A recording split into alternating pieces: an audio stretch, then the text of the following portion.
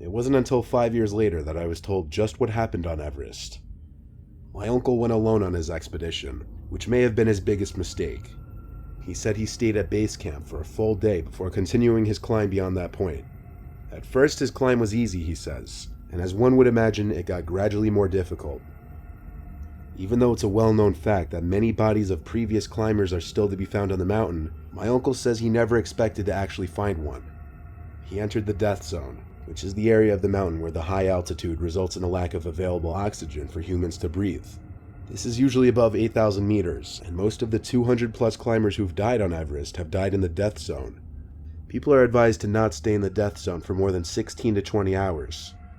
While in this zone, my uncle saw his first dead body lodged in a ravine, and being the happy, uppity-bubbly person he is, it was a shock and truly disturbing to him.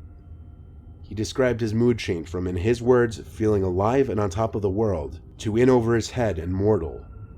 Nevertheless, he progressed onward, and when he was tired, he took a break and sat down. Seeing the corpse really messed with his head, and he mentioned that he was also starting to feel dizzy and lightheaded, likely due to the high altitude. My uncle didn't want to get up from his position. He felt like he was losing energy and began talking to himself. My uncle finally got up from his seated position after an hour and decided he didn't have it in him to make it up to the top. He started to make his way down, until another climber bumped into him and started telling him to come on, let's go, passing him and climbing further up the mountain where my uncle just came from. My uncle told the man he was not up for it and was going to make his way back down to base camp.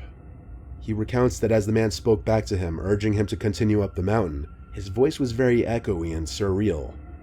My uncle said take care to the man and continue back down the way he came with his head spinning and feeling short of breath.